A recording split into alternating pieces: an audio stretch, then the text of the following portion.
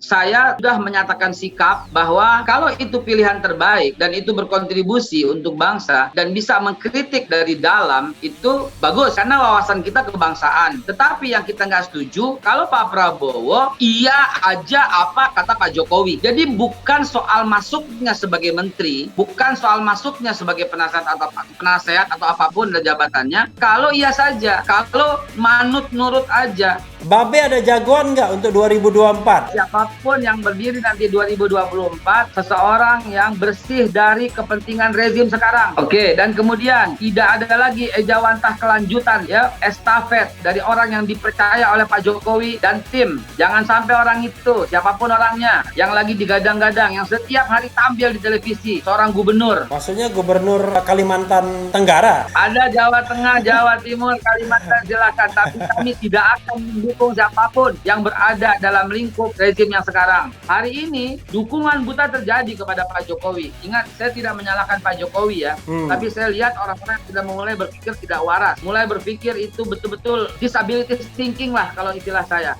Kalau salah, ya katakan salah, jangan terus membela-bela. Kalau kamu sampai dirubah hanya untuk membenarkan sebuah kata-kata, itu menurut saya disability thinking.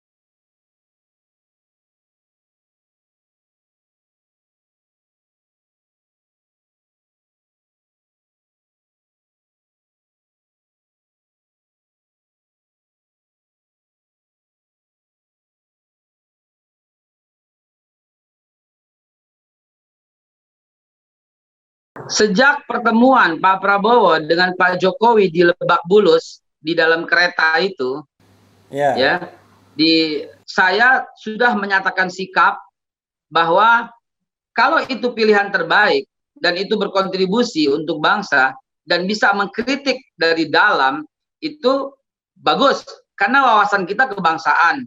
Tetapi yang kita nggak setuju kalau Pak Prabowo iya aja apa kata Pak Jokowi. Jadi bukan soal masuknya sebagai menteri, bukan soal masuknya sebagai penasehat atau apapun dari jabatannya. Kalau iya saja, kalau manut nurut aja. Jadi harus ada check and balance walaupun di dalam. Di luar kami akan berteriak terus seperti ini.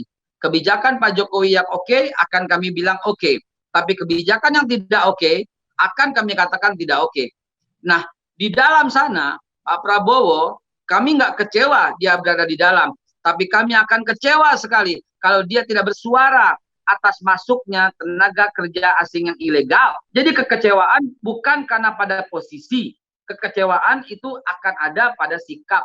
Kalau selama ini nggak ikut campur terhadap carut marut, maka itu baru akan mendatangkan kekecewaan. Sejauh ini, Be? Ya, sejauh ini beliau mengatakan, beliau menyaksikan bahwa ya, siaran yang terbaru Pak Jokowi sangat memperhatikan kepentingan rakyat. Kalimat itu cukup mengecewakan kami. Rakyat yang mana yang diperhatikan? Rakyat yang diperhatikan adalah rakyat yang mendukungnya. Seharusnya bapak yang baik, kalau punya anak yang nurut sama anak yang ngeyel sama yang bandel, sikap bapak itu mesti mengayomi dua-duanya. Dan kata-kata ini saya belajar dari Prof. Jadi maksudnya Babe Haikal anak yang bandel ya? Saya anak yang nakal, saya anak yang bandel. Tapi biar bagaimanapun di belah dada saya adanya NKRI, adanya taat kepada pemerintah sebagai ulil amri. Tapi jangan kami dimusuhin dong, gitu loh. Saya teringat. Merasa dimusuhin ini, Be? Ya, Pak Prof. Kebetulan tadi saya lagi mengevaluasi dan saya lagi bongkar-bongkar arsip. Pak Prof, ini klien saya, Pak Prof. Banyak sekali. Woi. Tapi sekarang tak ada yang berani mengundang, Pak Prof. Nggak ada yang berani? Nggak ada yang berani.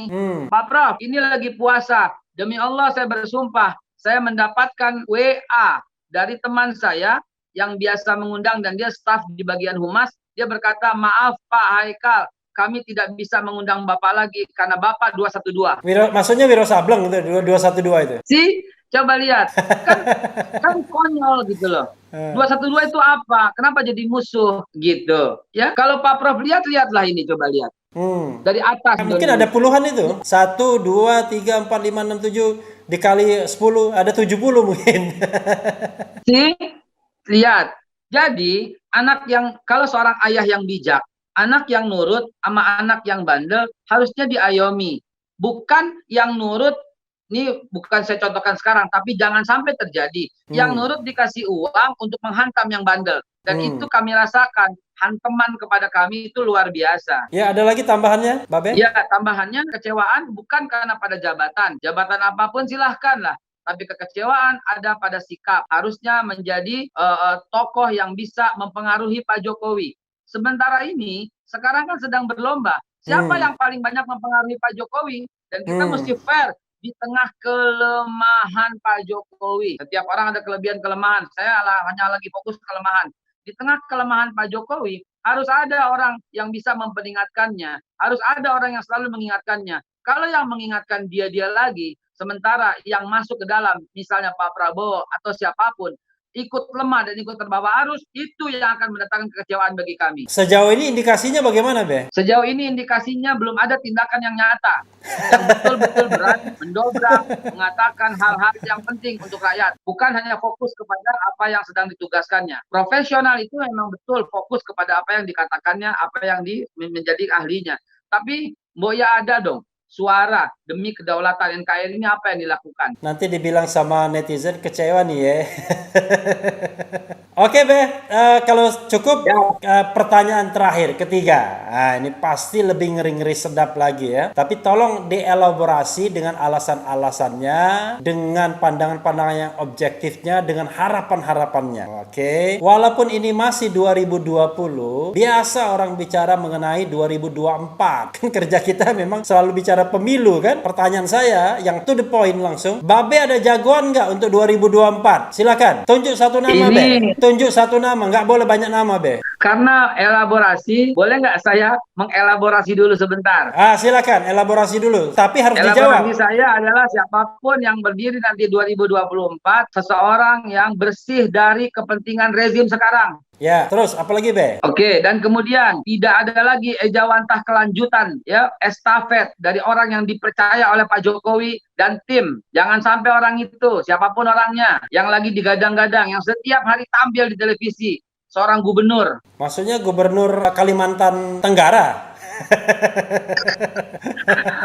Ada Jawa Tengah, Jawa Timur, Kalimantan, silakan. Tapi kami tidak akan mendukung siapapun yang berada dalam lingkup rezim yang sekarang. Adalah hak kami, adalah hak setiap warga negara untuk mendukung atau tidak mendukung. Dan kalau diminta menyebutkan satu nama, untuk saat ini kami menjagokan Bapak Anies Baswedan. Kayaknya udah ketebak itu jawabannya. Ya, bisa dielaborasi lagi, Be. Silakan. Ya, selama ini beliau berdiri di atas semua golongan. Selama ini beliau berdiri di atas semua kelompok dan mementingkan rakyat. Prof, kurang dekat apa saya sama beliau? Kakeknya beliau itu dekat dengan kakek saya. Ayahnya beliau juga teman daripada ayah saya. Dan saya pun kenal beliau jauh sudah lama dari sekarang. Tapi apa yang dilakukan coba? Dan saya sangat menghargai profesionalismenya. Saya tidak pernah meminta apapun, beliau tidak pernah memberi apapun. Saya tidak menuntut jabatan apapun, dan beliau tidak memberi jabatan apapun. Saya tidak pernah minta mendukung apapun, dan beliau juga tidak pernah memberikan apapun. Ini sebatas pertemanan. Ini yang asyik, ini yang klop, sehingga tidak ada hutang budi dan balas jasa. Itu yang klop. Sejak awal, ketika Pak Anies belum jadi digadang-gadang, ketika beliau difitnah dengan tuduhan beliau ya satu kelompok aliran tertentu lah dalam Islam. Saya yang tampil membela, dan pada waktu itu belum ada komunikasi. Dan akhirnya ketika beliau jadi, apa kami terus digadang-gadang untuk ditawarkan menjadi komisaris ini, komisaris itu. Walaupun apabila ditawarkan saya 100% akan menolak semuanya, dan saya akan mengkritisi Pak Anies, itu asyiknya. Berapa banyak saya mengkritisi kebijakan beliau kok. Ya, saya waktu Monas itu saya mengkritisi, dan ternyata setelah dapat penjelasan baru saya memahami itu enaknya dalam dukungan yang tidak ada dukungan buta. Hari ini, Prof, dukungan buta terjadi kepada Pak Jokowi. Ingat, saya tidak menyalahkan Pak Jokowi ya, tapi saya lihat orang-orang sudah mulai berpikir tidak waras, mulai berpikir itu betul-betul apa namanya disability thinking lah kalau istilah saya. Kalau salah, ya katakan salah, jangan terus membela-bela.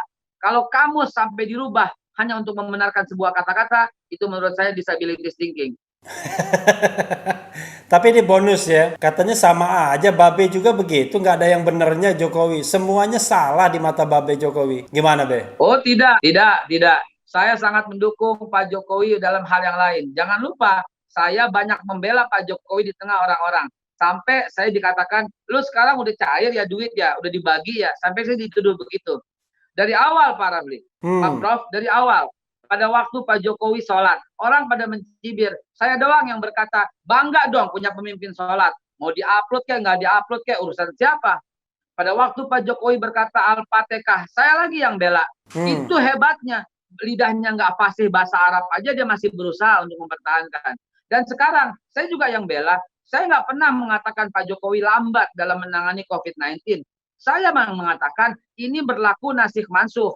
Ini berlaku kaul jadid maupun kaul yang baru gitu atau yang lama kaul qadim. Jadi apa namanya? Pada waktu Pak Jokowi berkata di sini tidak ada korban, betul tidak ada korban. Pada waktu Jokowi berkata apa namanya?